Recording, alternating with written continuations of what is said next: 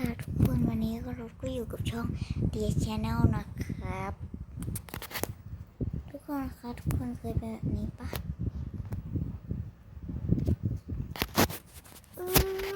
อันนี้ก็คือเกมนี่นะคะแม็กอะไรเนี่ยแหละวีไฟแม็กนะคะทุกคนได้เล่นแบบนี้หรือยังครับคอมเมนต์มาหน่อยนะกดไลค์ให้ด้วย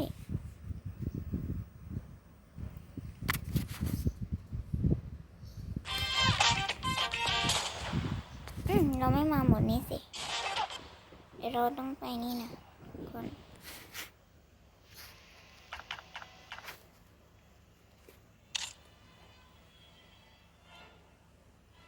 นะคะอันนี้ก็เราเพิ่งสมัครเมื่อวานนะคะทุกคนเป็นไอดีหลักเนาะเป็นไอดีหลักนะคะทุกคนเราเพิ่งสมัครไปเองนะคะ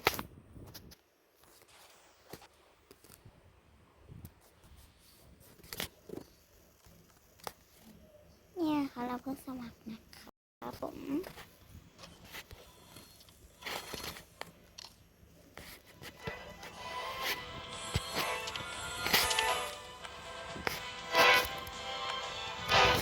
ซึ่งแบบนี้ต้องเก็บอันนี้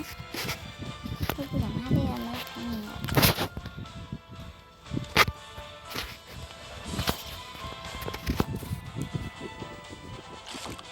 แรงไกลอยู่เลยนะคะ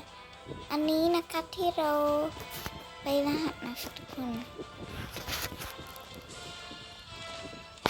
เราอยู่ตรงตัวตัวนี้นะครับผม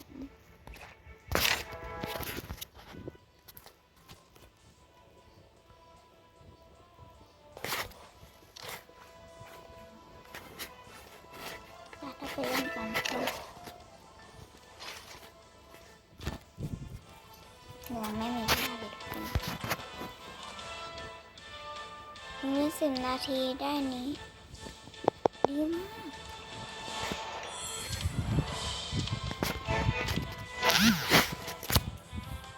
ไม่ทันอ่ะทุกคน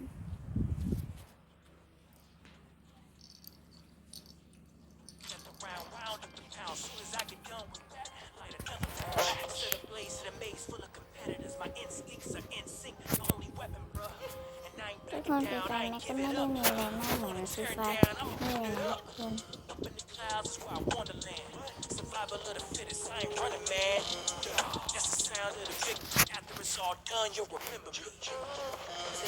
หรือว่าคนไหนเล่นนี่วะทุกคน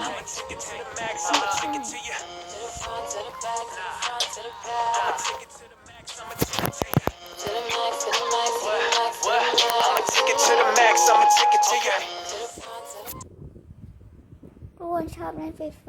อันไหนคะฟรีไฟธรรมดาหรือว่าฟรีไฟแม็กครับกดไลค์มาเยอะๆนะสู้สมรภูมิเอาตัวรอดสู้อย่างมีสติจะมาตรงไหนดีคนสวยทุก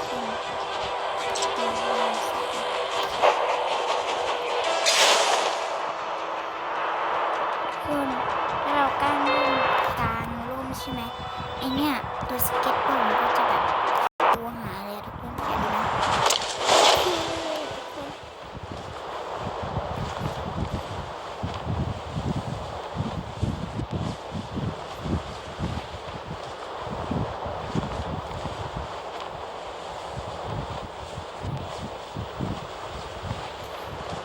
อันนี้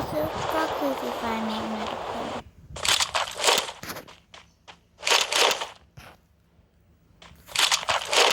ทุกคนมันเนี่ยแตกชิบหายมันก็ไม่เหมือนฟรีไฟธรรมดาเนี่ยใช้ยากมากเลย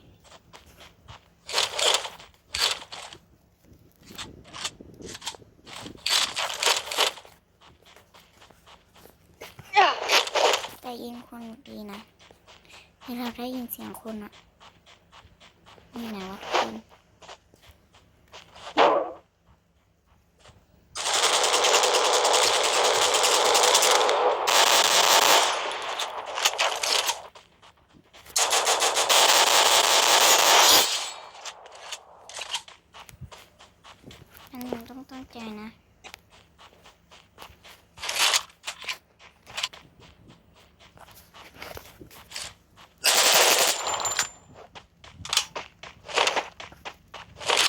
จะมีเพลงใหม่มาด้วยนะ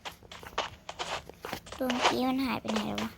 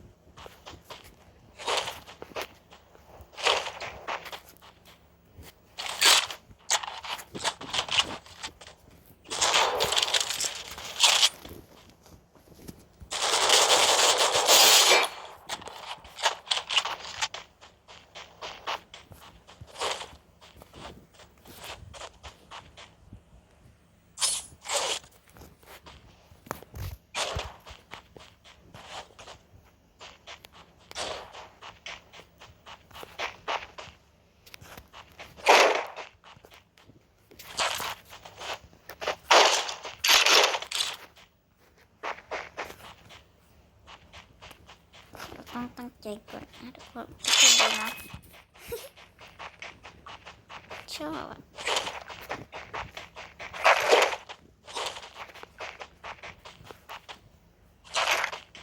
โย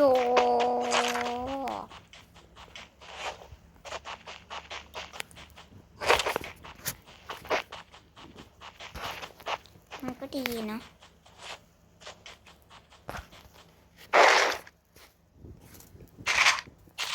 เราเจอแต่ไกลนะครับทุกคนเพราะว่าเรานี่อยู่ไงเราบ่นนะคะ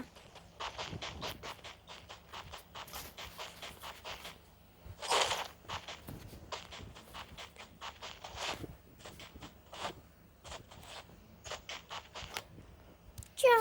อุ้ยมากช้ามากเลย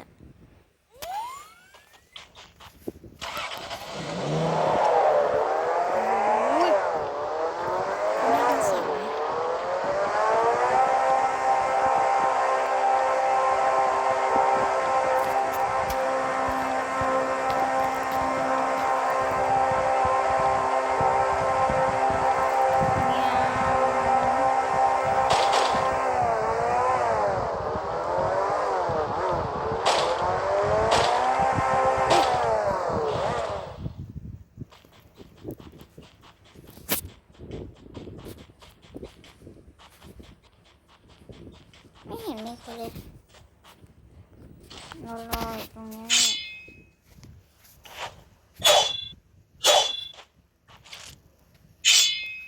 เนี่ยทุกคนดูสิโอ้ย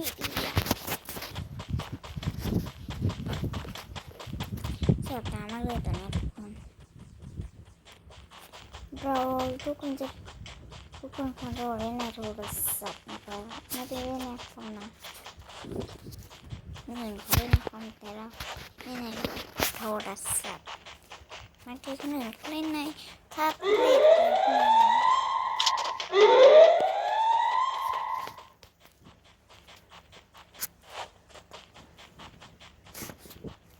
ถ้าไม่ชอบดูคลิปนี้ก็เลื่อนผ่านได้เลยนะคะคลิปนี้ก็คงไม่มีอะไรมากบ๊ายบายค่ะทุกคนเจอกันในคลิปหน้าบ๊ายบายอย่าลืมติดตามช่องเดียชแนลด้วยนะบ๊ายบาย